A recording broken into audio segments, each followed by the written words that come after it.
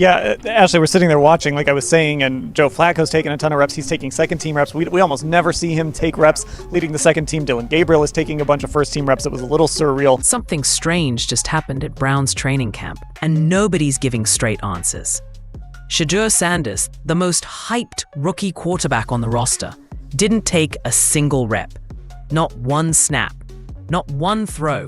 Just stood on the sidelines all day. No official injury report, no public explanation, just silence and a cryptic "I'm good" from Shedeur himself. Meanwhile, Dylan Gabriel, the guy some fans already have doubts about, got all the extra reps.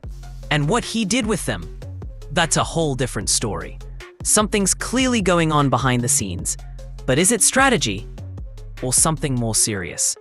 We've got exclusive insight, training camp footage, and a full breakdown of what's unfolding with the Browns QB room, and why this might be bigger than anyone expected. Day 9 of Browns training camp was supposed to be business as usual, but instead, it turned heads for all the wrong reasons.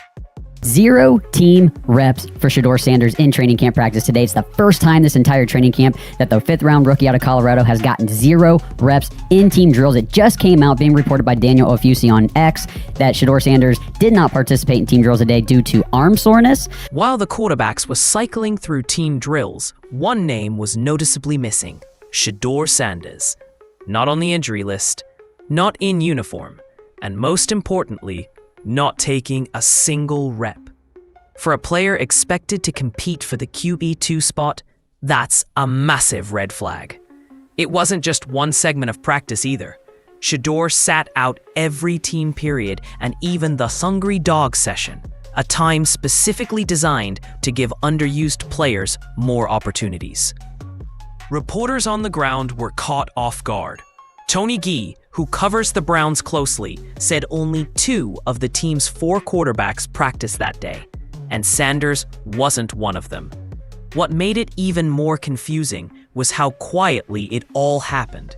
There was no announcement, no visible signs of injury, and no media buzz until after practice ended. Sanders offered just 2 words when asked about it: "I'm good." Shedeur on the way off to the field, and all he said to me was, "I'm good."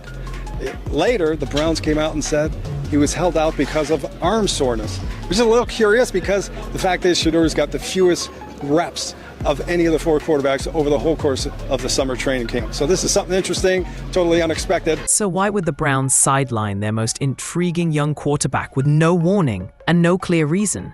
That's when things started to get weird. After practice, Browns reporter Tony Gee made a beeline for Shedeur, hoping to get some kind of clarity. Cameras weren't rolling, no microphones in his face, just a quick exchange as Shedeur walked off the field. Tony asked how he was doing. Shedeur didn't hesitate.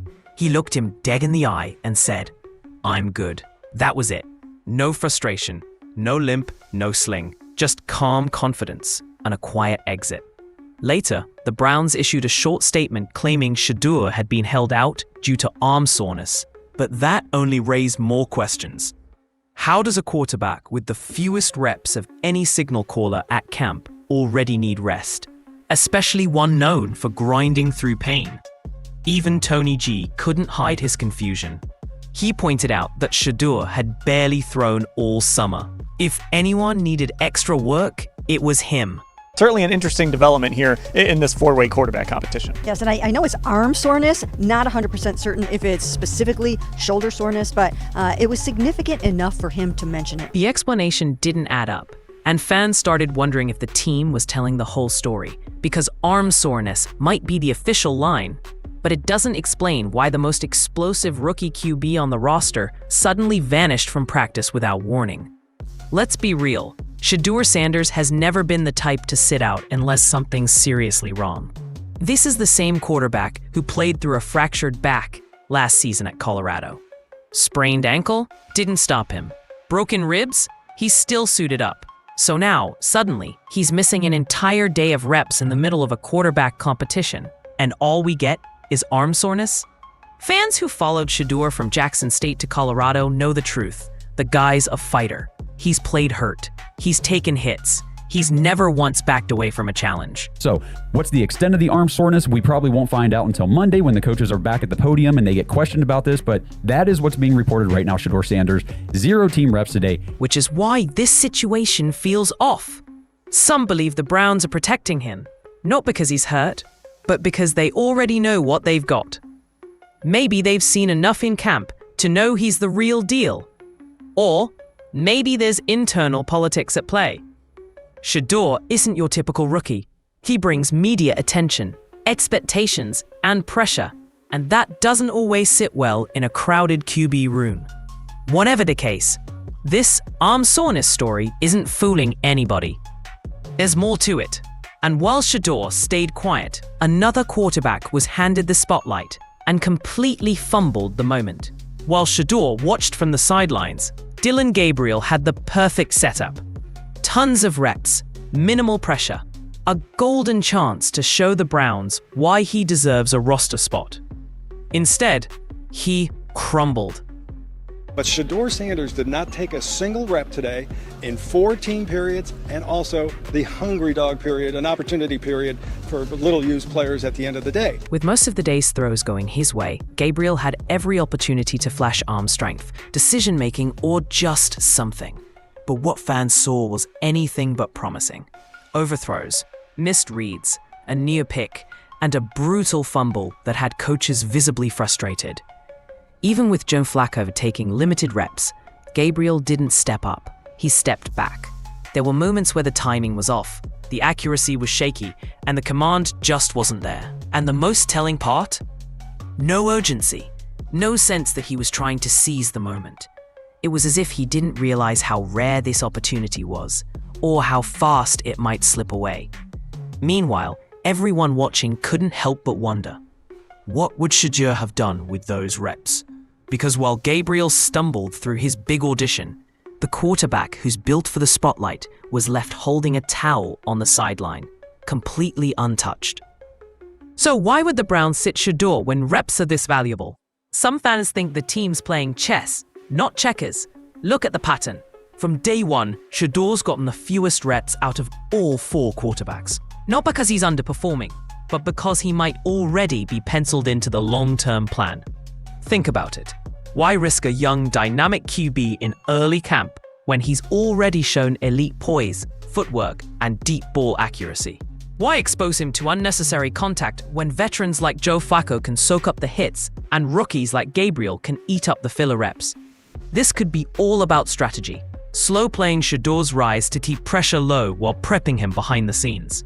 Let the media focus on Gabriel's struggles and Flacco's leadership, while Shedeur quietly sharpens his tools and builds chemistry with the second team. And let's not forget, this isn't just any rookie. He's Deion Sanders' son, spotlight tested, mentally tougher than most. And with all eyes on the Browns' quarterback battle, protecting Shedeur might be less about soreness and more about long-term investment. Right now, Joe Flacco looks like the safe bet, the seasoned vet, the steady hand. No one's questioning his resume. He's been there, done that. But behind him, things get murky. With Shedeur clearly more talented than both Dillon Gabriel and Kenny Pickett, it's fair to ask, why isn't the depth chart already shifting? Gabriel's had his moment, and it wasn't pretty. Pickett, though slightly more experienced, hasn't exactly wowed anyone either.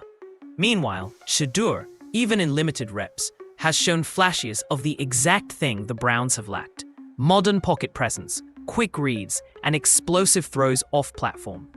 If the Browns are building for the future, wouldn't it make sense to fast-track the guy with the highest ceiling? Sit him behind Flacco for a few weeks, sure. But third string? Fourth string? That just doesn't add up. Unless, of course, this is all a smokescreen. Maybe the Browns are intentionally holding back Shedeur's full breakout, saving the reveal for preseason when the lights are brighter, the stakes are higher, and the world is watching. Because when it's all said and done, Shedeur Sanders might not just be in the quarterback race. He might already be winning it, quietly. From the outside, it might look like just another day of camp, a young quarterback sitting out, another one struggling, and the veteran getting by. But if you've been watching closely, You know this isn't just camp noise. This feels like a quiet shift in power. Shedeur Sanders isn't just some rookie trying to crack the roster. He's a national storyline waiting to explode. The Browns know it, the fans sense it, and the media's just starting to catch on. So the question isn't if Shedeur will rise, it's when they'll let him. And here's what makes it even more interesting. The silence. The team's not hyping him. Shedeur's not talking. No viral practice clips. No interviews. Just stillness, which in today's NFL media circus says a lot. It's like they're trying to keep a lid on something that's about to blow wide open. So whether you're Team Flacco, still holding out hope for Gabriel, or fully bought in on Shedeur, one thing's clear. This QB room won't stay quiet for long, because behind the soreness reports and missed reps, something's brewing in Cleveland. And when it finally hits the field, it could change everything.